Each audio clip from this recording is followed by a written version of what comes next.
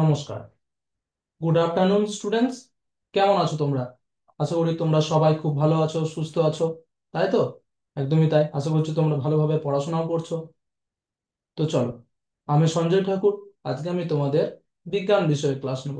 তো আজকে আমাদের বিজ্ঞান বিষয়ের টপিক কি বলো তো? দেখো, বোর্ডে লেখা আছে। আজকে আমাদের বিজ্ঞান বিষয়ের টপিক হচ্ছে ফুটন, বয়েলিং, যেটাকে ইংরেজিতে বলা হচ্ছে বয়েলিং। বয়েলিং অর্থাৎ কি? যা ফুটছে সেটাই না স্ফুটন, তাই না? যা তাপ তাপ পেয়ে উত্তপ্ত হয়ে ফুটছে সেটাই স্ফুটন।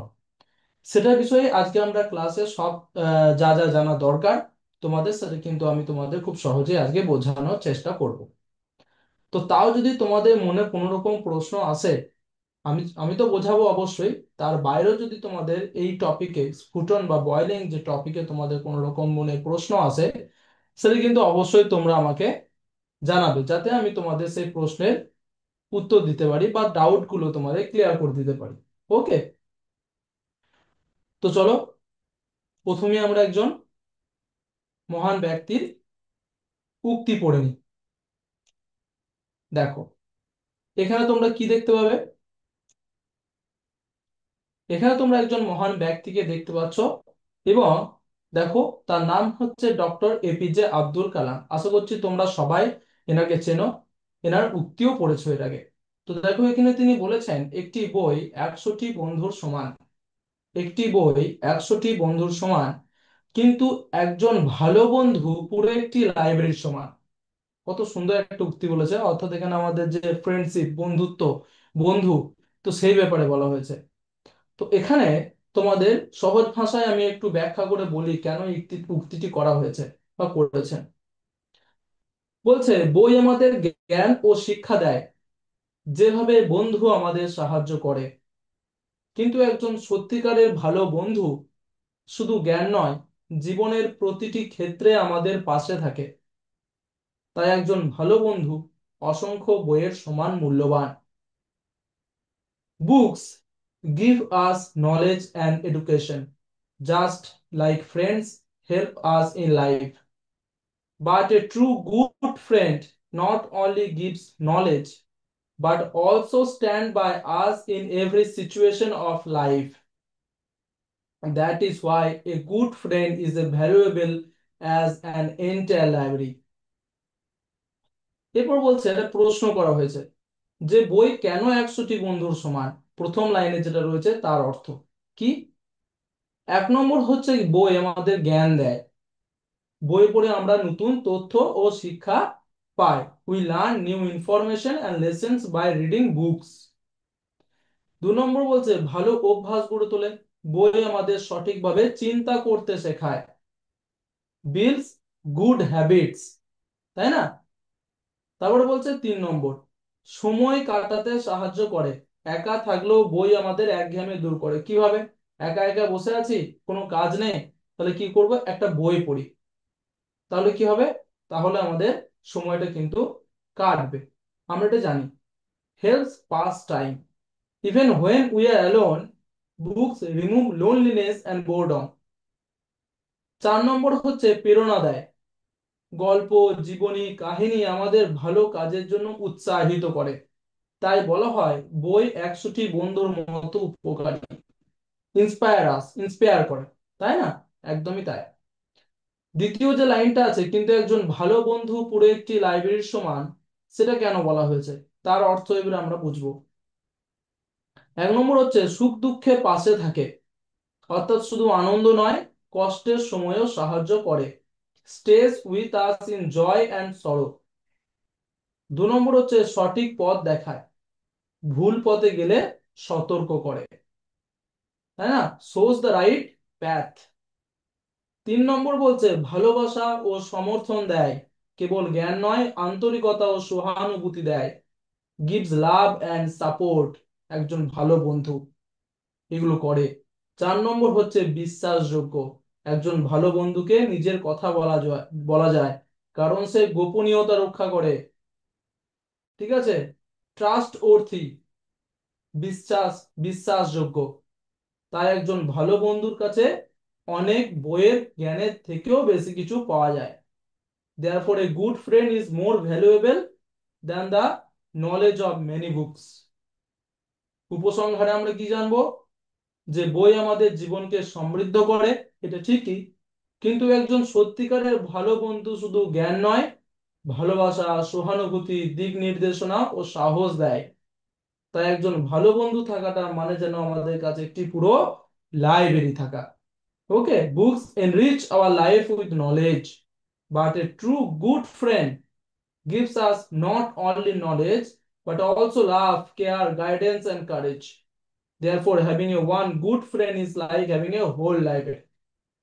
তাহলে বুঝতে পারলাম, আশা করি তোমরা বুঝতে পারলে যে এই যে উক্তিটি তিনি করেছেন, এই উক্তিটির অর্থ কি।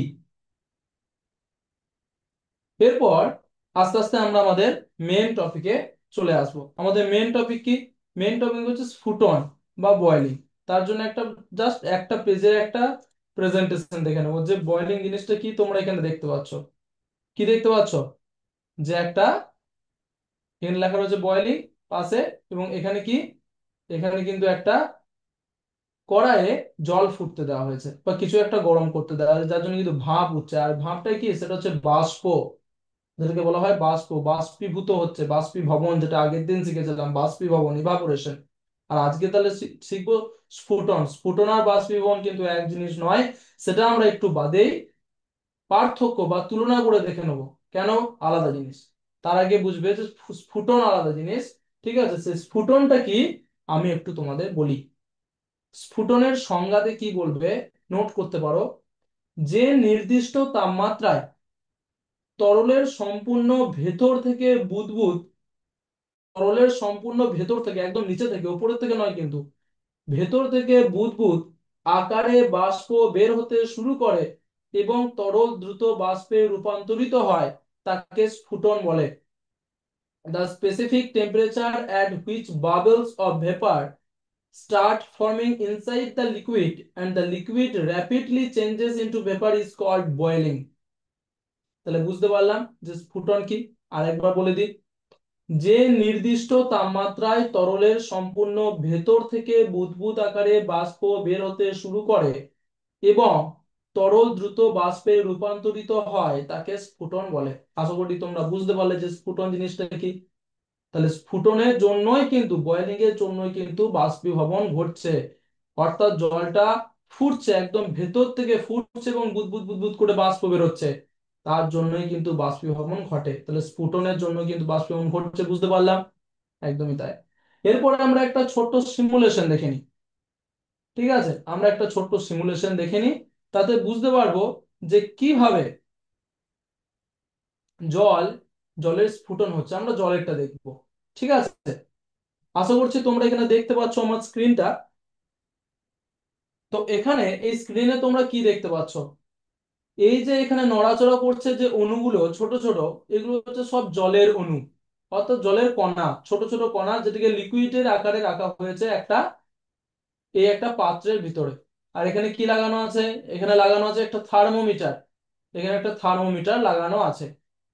এবং এখানে কি, এখানে একটা ওভেন রাখা আছে, যেটার সাহায্যে আমরা এইভাবে ঠান্ডা করতে পারবো, আবার এইভাবে গরম করতে পারবো এই তরলটাকে, অর্থাৎ জলটাকে।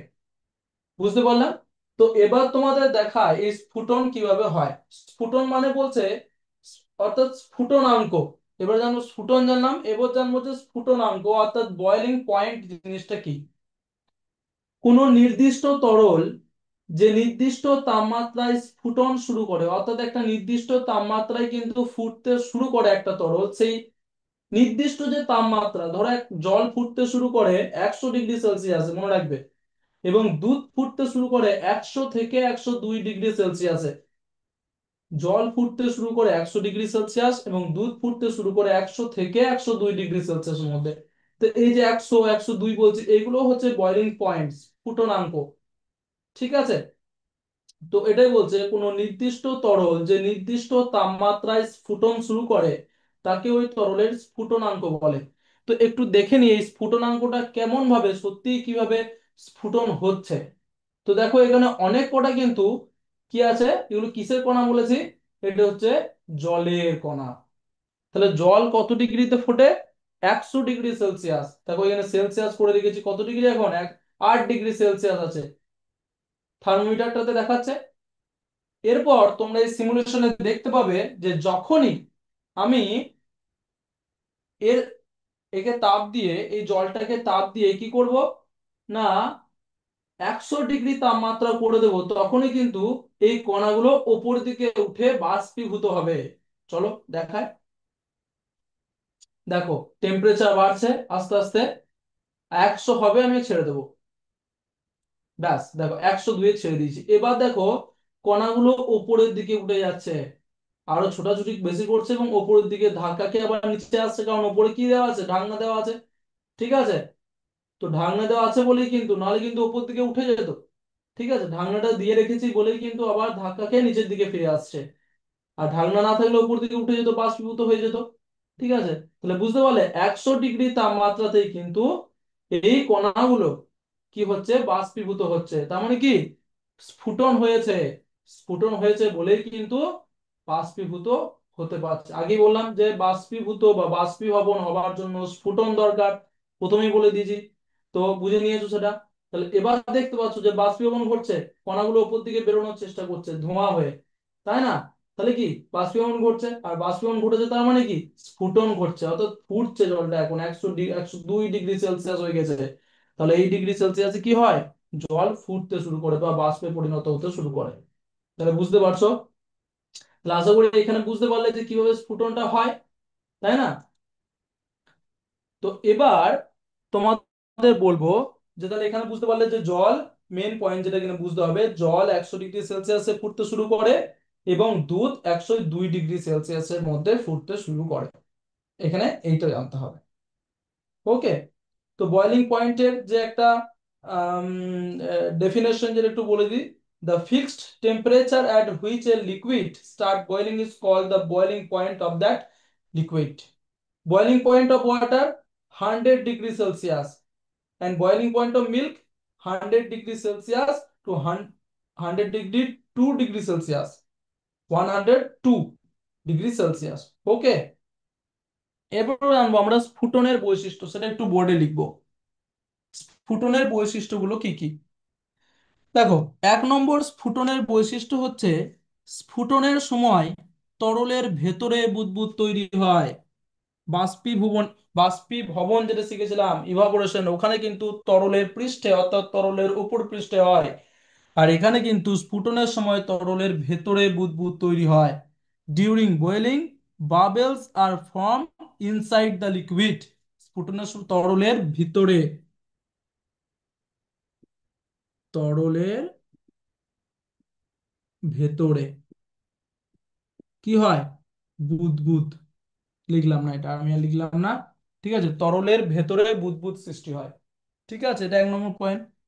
2 নম্বর হচ্ছে যে স্ফুটনের সময় তাপমাত্রা অপরিবর্তিত থাকে যতক্ষণ না তরল পুরোপুরি বাষ্পে রূপান্তরিত হয়। এটা হচ্ছে 2 নম্বর বৈশিষ্ট্য। স্ফুটনের সময় তাপমাত্রা অপরিবর্তিত থাকে যতক্ষণ না তরল পুরোপুরি বাষ্পে রূপান্তরিত হয়। The temperature remains constant during boiling until the liquid completely turn into vapour. তাহলে 2 নম্বর বুঝতে পারলে। এবং 3 নম্বর, তাহলে 1 নম্বর হলো, 2 নম্বর হলো, এবার 3 নম্বরটা বলি। বড় আছে বলে লিখলাম না, হ্যাঁ তোমরা মনে রাখার চেষ্টা করো। 3 নম্বর হচ্ছে স্ফুটন একটি দ্রুত প্রক্রিয়া। আবার জানবো এগুলো একটু, যখন পার্থক্য বোঝাবো তখন আবার জানবো। এটা হচ্ছে দ্রুত প্রক্রিয়া। Boiling is a fast process. Okay, আমি নিচে লিখে দিচ্ছি ফাস্ট,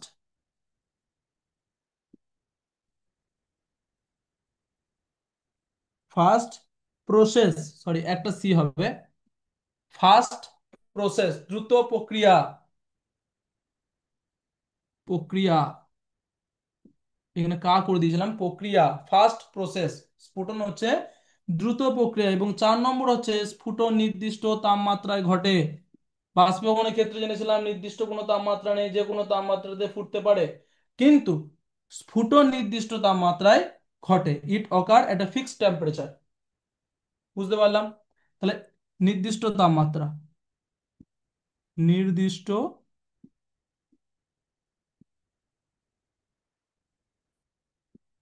তাপমাত্রা। তাহলে নির্দিষ্ট তাপমাত্রায় কিন্তু ঘটে। তাহলে চারটে আমরা জানলাম। কি কি? এক নম্বর বলে দিই, স্ফুটনের সময় তরলের ভেতরে বুদবুদ তৈরি হয়। দু নম্বর হচ্ছে স্ফুটনের সময় তাপমাত্রা অপরিবর্তিত থাকে যতক্ষণ না তরল পুরোপুরি বাষ্পে রূপান্তরিত হয়। আর তিন নম্বর হচ্ছে স্ফুটন একটি দ্রুত প্রক্রিয়া। চার নম্বর হচ্ছে স্ফুটন নির্দিষ্ট তাপমাত্রায় ঘটে। ডিউরিং, ইংরেজিতে বলে দিই। Number one, during boiling, bubbles are formed inside the liquid. Number two, the temperature remains constant during boiling until the liquid completely turn into vapor. Number three, boiling is a fast process. And number four, it occurs at a fixed temperature. এরপর আমরা স্ফুটন ও বাষ্পীভবনের মধ্যে পার্থক্য জানবো। তো এই স্ফুটন এবং বাষ্পীভবনের পার্থক্যটা একটু মনে রাখার জন্য আমরা একটা ওয়ার্ড ওয়ালের সাহায্যে করব। ওয়ার্ড ওয়ালের সাহায্যে আমরা কি করব? স্ফুটন ও বাষ্পীভবনের মধ্যে পার্থক্যটা জানবো। তো চলো দেখে নিই।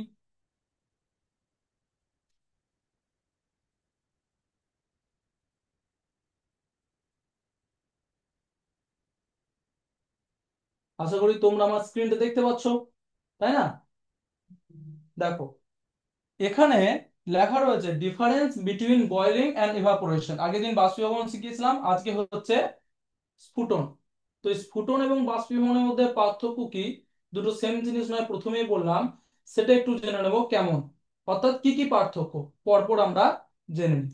চলো তাহলে স্টার্ট করি। দেখো, এখানে ওপরে কিন্তু 1 2 3 4 5 6 7 8টা আটটা পয়েন্ট দেওয়া আছে, কোনটা কোন ঘরে হবে, অর্থাৎ কোনটা স্ফুটনের ঘরে হবে এবং কোনটা বাষ্পীভবনের ঘরে হবে, সেটা আমাদেরকে বসাতে হবে বুদ্ধি করে। তাহলে প্রথমে দিয়েছে দেখো, এইটা ছাড়ি, 2 নম্বরে দেখি, ধীরে ঘটে, হ্যাপেন স্লোলি। কোন প্রক্রিয়া, বাষ্পীভবন না স্ফুটন, বয়েলিং নাকি ইভাপোরেশন? খুব ধীরে ঘটে, হ্যাপেন স্লোলি, কোনটা? সেটা হচ্ছে বাষ্পীভবন, খুব স্লো ঘটে। তাহলে এখানে খুঁজি যে এর বিপরীত কোনটা, দ্রুত প্রক্রিয়া, ফাস্ট প্রসেস, লিখলাম বৈশিষ্ট্যতে কিছুক্ষণ আগে। কোন কোন প্রক্রিয়ায়? স্ফুটন প্রক্রিয়ায়। তাহলে 1 নম্বর পেয়ে গেলাম। স্ফুটন বা বয়েলিং দ্রুত প্রক্রিয়া, ফাস্ট প্রসেস, এবং বাষ্পীভবন বা ইভাপোরেশন হচ্ছে ধীরে ঘটে, হ্যাপেন স্লোলি। তারপরে দেখি কি, can ochre at any temperature, যে কোনো তাপমাত্রায় ঘটতে পারে, যে কোনো তাপমাত্রায় ঘটে, কে? বাষ্পীভবন, তাই তো, যে কোনো তাপমাত্রায় ঘটতে পারে। আর নির্দিষ্ট তাপমাত্রায় ঘটে, অকার অ্যাট সার্টেন টেম্পারেচার, কে? স্ফুটন, এটাও আমরা জানলাম বৈশিষ্ট্যতে, নির্দিষ্ট তাপমাত্রায় ঘটে। তারপর দেখো কি রয়েছে, তারপরে রয়েছে তরলের ভেতর ও উপরিভাগ উভয় জায়গায় ঘটে, অর্থাৎ তরলের ভেতরেও ঘটে এবং উপরিভাগেও, উপরিভাগেও ঘটে। কোনটা, স্ফুটন না বাষ্পীভবন? স্ফুটন, তাই না? একদমই তাই। তাহলে এটা কি, এটা বিপরীত কি হবে, যে এই যে এইটা কি, কেবল তরলের উপরিভাগে ঘটে, occurs only at the surface of liquid, বলেছিলাম তরলের পৃষ্ঠে, অর্থাৎ উপরিভাগে ঘটে, কে? বাষ্পীভবন। এবং এই দুটো হচ্ছে উদাহরণ, উদাহরণ দুটো কোথায় বসবে বলো তো? জল ফুটিয়ে চা তৈরি করা, এটা কি? বয়েলিং ওয়াটার টু মেক টি, এটা এটা এখানে বসবে, স্ফুটনে বসবে না বাষ্পীভবনে বসবে? দেখো লেখা আছে বয়েলিং, বয়েলিং তো এখানেও বয়েলিং আছে, তাহলে আরামসে এখানেই বসবে, চোখ বুঝে। তারপরে হচ্ছে কাপড় শুকনো, ঠিক আছে, কাপড় শুকানো, ক্লথস ড্রাইং, তাহলে এটা এখানে বসবে। বাষ্পীভবনের ফলে কিন্তু কাপড় শুকায়, আমরা আগের দিন জেনেছিলাম, তোমরা আশা করছি মনে রেখেছো, ঠিক আছে? তো এই যে এরপর আমরা এখানে দেখতে পাবো যে এর পার্থক্যগুলো। তাহলে স্ফুটনে 1 নম্বর পার্থক্য হচ্ছে দ্রুত প্রক্রিয়া, ফাস্ট প্রসেস, বাষ্পীভবনের ধীরে ঘটে, হ্যাপেন স্লোলি। তারপর 2 নম্বর নির্দিষ্ট তাপমাত্রায় ঘটে, যে কোনো তাপমাত্রায় ঘটতে পারে। 3 নম্বর হচ্ছে তরলের ভেতর ও উপরিভাগ উভয় জায়গায় ঘটে, আর এখানে কেবল তরলের উপরিভাগে ঘটে। আর এর উদাহরণ হচ্ছে জল ফুটিয়ে চা তৈরি করা, আর এর উদাহরণ হচ্ছে কাপড় শুকানো। তো চলো সাবমিট আনসার করি, দেখি উত্তরগুলো আমরা ঠিক দিতে পারলাম কিনা। তো এখানে এবার আমাদের গেম কমপ্লিট হয়ে গেছে। তোমরা দেখতে পাবে যে এখানে কিন্তু আমরা 8-এর মধ্যে 8 স্কোর করে ফেলেছি। তাই এবার জলদি করে আমরা তাড়াতাড়ি করে একবার উত্তরটা দেখে নিই। ঠিক আছে, দেখো প্রত্যেকটা উত্তর কিন্তু ঠিক দিয়েছে, সব কারেক্ট, টিক চিহ্ন। তাহলে এইভাবে কিন্তু খুব সহজেই আমরা কি করতে পারলাম না, আমাদের যে এখানে স্ফুটন ও বাষ্পীভবনের মধ্যে যে পার্থক্য আমাদের পরীক্ষায় আসে, তাই না? তো সেইটা কিন্তু জানতে পারলাম। এরপর আমরা জানবো যে স্ফুটনের প্রভাব ফেলে যেসব বিষয়, দুটো বিষয় স্ফুটনের উপর প্রভাব বিস্তার করতে পারে।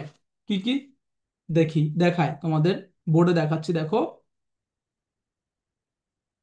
এক নম্বর হচ্ছে বায়ুর চাপ।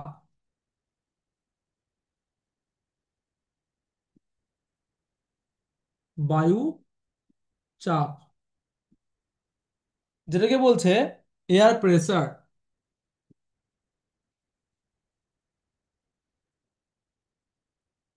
এয়ার প্রেসার, তাহলে এই বায়ুর চাপ কিন্তু স্ফুটনের উপর প্রভাব বিস্তার করে। কেমন হবে, নিচে লেখা রয়েছে বায়ুর চাপ কম হলে স্ফুটনাঙ্ক কমে যায়। বায়ুর চাপ যদি পরিবেশে কম থাকে তাহলে কিন্তু তরলের স্ফুটনাঙ্কটা কমে যায়। when air pressure decreases boiling point decreases, ওকে। যেমন পাহাড়ে জল 100 ডিগ্রি সেলসিয়াসের নিচে ফোটে, আমাদের এদিকে 100 ডিগ্রি সেলসিয়াস হবে তবে জলটা ফুটবে, কিন্তু পাহাড়ের ওইদিকে বায়ুর চাপ কম থাকে। তার জন্য কিন্তু কি হয়, ওই সাইডে পাহাড়ি অঞ্চলে জল কিন্তু খুব তাড়াতাড়ি অর্থাৎ 100 ডিগ্রি সেলসিয়াসের নিচে ফোটে, নিচে গরম হলে ফুটতে শুরু করে। একটা মজার ব্যাপার, কত সুন্দর জানতে পারলাম। এরপর 2 নম্বর বলছে তরলে অমিশ্রণ। তরলে অমিশ্রণ অর্থাৎ তরলে কিছু মেশানো, তরলে অমিশ্রণ, ঠিক আছে।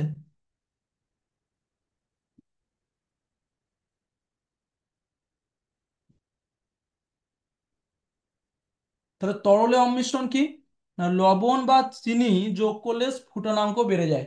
যদি তরলটাতে, সে দেখছিলাম প্রেজেন্টেশনটাতে কিছুটা দিল যার জন্য বেড়ে গেল আরো বেশি, ঠিক আছে। তো এই যে তরল বা তরলে যদি লবণ অর্থাৎ নুন বা চিনি মেশানো হয় তাহলে কিন্তু স্ফুটনাঙ্ক বেড়ে যায়। Adding salt or sugar increases the boiling point, স্ফুটনাঙ্ক অর্থাৎ খুব তাড়াতাড়ি ফুটতে শুরু করে, ঠিক আছে।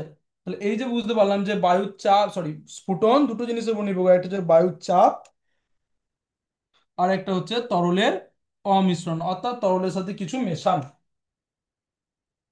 এরপর আমরা জানবো স্ফুটনের ব্যবহার।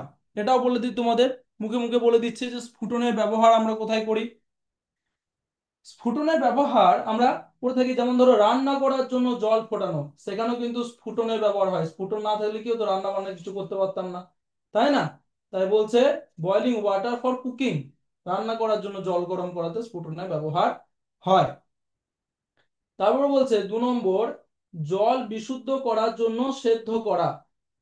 ঠিক আছে, একটু লিখেই দিই তোমাদের, সুবিধা হবে নোট করতে। এই যেগুলো লিখছে এগুলো হচ্ছে ব্যবহার। 1 নম্বর হচ্ছে রান্না করা, এগুলো হচ্ছে স্ফুটনের ব্যবহার, ঠিক আছে।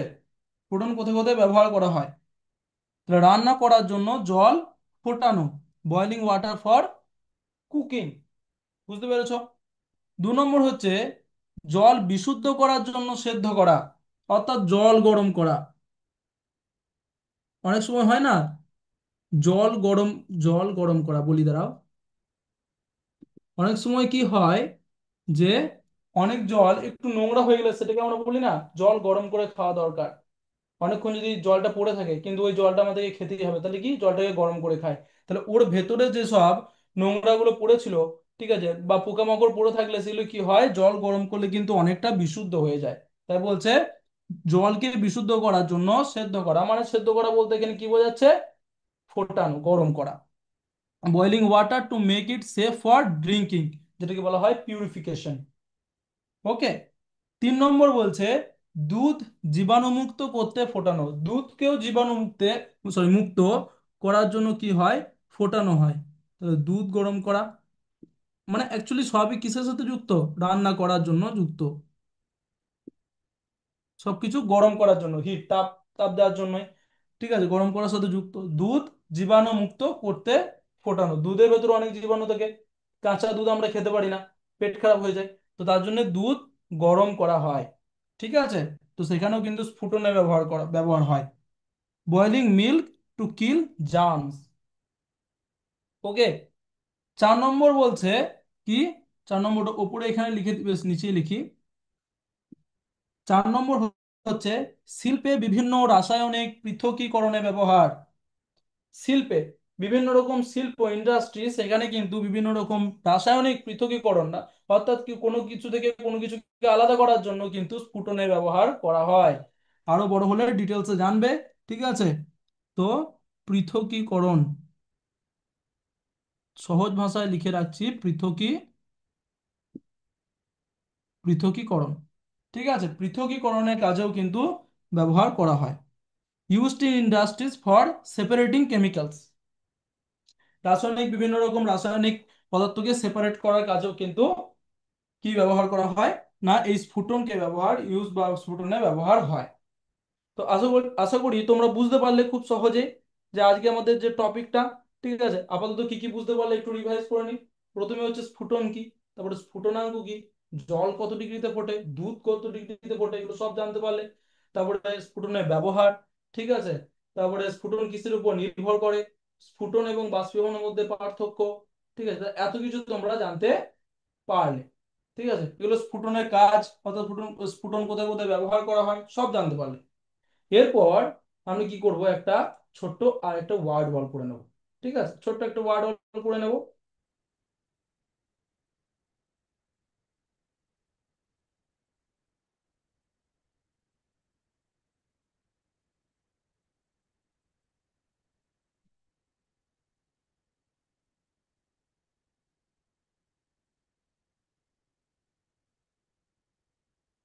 তো সেই ওয়ার্ড বলের সাহায্যে আমি বুঝতে পারবো যে আমি তোমাদের কতটা বোঝাতে পারলাম, তাই না?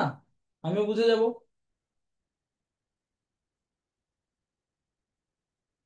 তো আশা করি আমার স্ক্রিনটা তোমরা দেখতে পাচ্ছ, তাই তো? একদমই তাই। তো চলো দেখো, প্রথম প্রশ্নটা কি দিয়েছে, স্ফুটন কি, হোয়াট ইজ এ বয়েলিং। স্ফুটন কি, বলো তো? তরল বাষ্পে পরিণত হওয়া, নাকি কঠিন তরলে পরিণত হওয়া? তোমরা একটু বলার চেষ্টা করো দেখি, যে তরল বাষ্পে পরিণত হওয়াকে স্ফুটন বলে, নাকি কঠিন তরলে পরিণত হওয়াকে স্ফুটন বলে? What is a boiling, liquid to vapour, না সলিড টু লিকুইড, কোনটা? সেটা হচ্ছে যে তরল বাষ্পে পরিণত হওয়া, জল ফুটিয়ে বাষ্পে পরিণত হচ্ছে, সেটাকে স্ফুটন বলছি। দেখো, একদম ঠিক, একদম ঠিক, ঠিক চিহ্ন দিয়ে দিয়েছে। পরের প্রশ্নতে বলছে জল কত ডিগ্রি সেলসিয়াসে ফুটতে শুরু করে, at what degree celsius does water start to boil, 100 degree, 50 degree, 100 ডিগ্রিতে, না 50 ডিগ্রিতে? আমাদের এইদিকে সেটা হচ্ছে 100 ডিগ্রিতে, তাই না? 100 ডিগ্রি। দেখো একদম ঠিক। পরের প্রশ্ন দেখে নি, নিচের কোনটি স্ফুটনের উদাহরণ, which of the following is an example of A boiling. রোদে কাপড় শুকানো, নাকি দুধ ফোটানো, ড্রাইং ক্লথেস ইন দ্য সান, নাকি বয়েলিং মিল্ক? ওই ইয়েটাতে লেখা ছিল, যেখানে ডিফারেন্সটা দেখালাম, পার্থক্যটা যেখানে দেখালাম, ওখানে ছিল কোনটা? রোদে কাপড় শুকানো, না সেটা তো বাষ্পীভবন, ইভাপোরেশন। তাহলে দুধ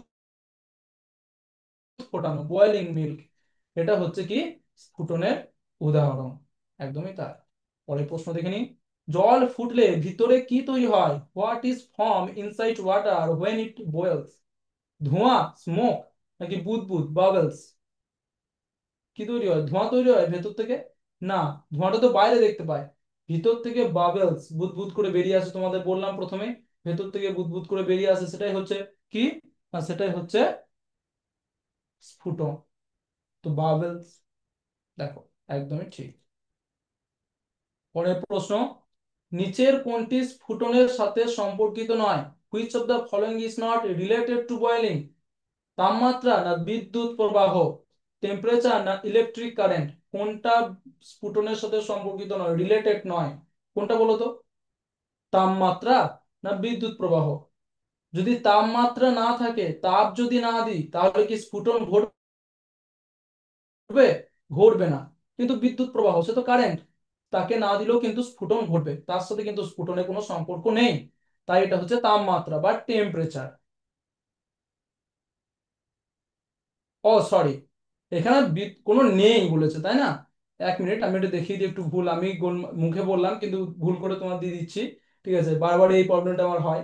ঠিক আছে, যে কি, নিচের কোনটি স্ফুটনের সাথে সম্পর্কিত নয়, বিদ্যুৎ প্রবাহ নয়। আর আমি ভেবেছিলাম এখানে সম্পর্কিত, তাই তাপমাত্রা দিয়ে দিচ্ছিলাম। ঠিক আছে, এটা মনে রাখবে যে বিদ্যুৎ প্রবাহ, ইলেকট্রিক কারেন্ট। তো স্ফুটন হলো, দ্য বয়লিং ইজ ভৌত পরিবর্তন না রাসায়নিক পরিবর্তন, ফিজিক্যাল চেঞ্জেস না কেমিক্যাল চেঞ্জেস? সেটা হচ্ছে ভৌত পরিবর্তন। কারণ স্ফুটন ফুটার পর কি হয়, বাষ্পে পরিণত হয়, এবং বাষ্পটাকে কিন্তু আবার জলে পরিণত করতে পারি, তাই এটা হচ্ছে ভৌত পরিবর্তন, ফিজিক্যাল চেঞ্জেস, রাসায়নিক পরিবর্তন নয়। দেখো ঠিক হয়ে গেছে। ছয়ের মধ্যে পাঁচটা ঠিক দিয়েছি, একটা ভুল করে ফেলেছি, তাই না? তো ফুলটা বলে দিলাম যে ওটা আমি ভুল করে ফেলেছি। তো কেমন ভাবে তোমরা একটু দেখে নাও। এবং ভুলটা যেখানে দেখো, প্রত্যেকটাই ঠিক আছে এবং এইটা শুধু ভুল করে ফেলেছিলাম, তাই না? আমি তোমাদেরকে মুখে বললাম কি, যে কোনটি স্ফুটনের সাথে সম্পর্কিত নয়, বিদ্যুৎ প্রবাহ, কিন্তু আমি এটাতে টিক চিহ্ন দিয়ে দিয়েছিলাম। ওকে, তাহলে আশা করছি তোমরা বুঝতে পারলে। ঠিক আছে, এই টপিকটা। ঠিক আছে, তো আরো যদি কোনো রকম প্রশ্ন থাকে সেটা অবশ্যই তোমরা আমাকে জানাবে, যাতে আমি তোমাদের ডাউট গুলো ক্লিয়ার করার চেষ্টা করতে পারবো। ঠিক আছে, তো থ্যাংক ইউ আজকের ক্লাসটা ভালোভাবে করার জন্য। চলো আজকের ক্লাস এতটা অবধি। আবার থ্যাংক ইউ। জয় বিদ্যাশক্তি, জয় ভারত, জয় হিন্দ।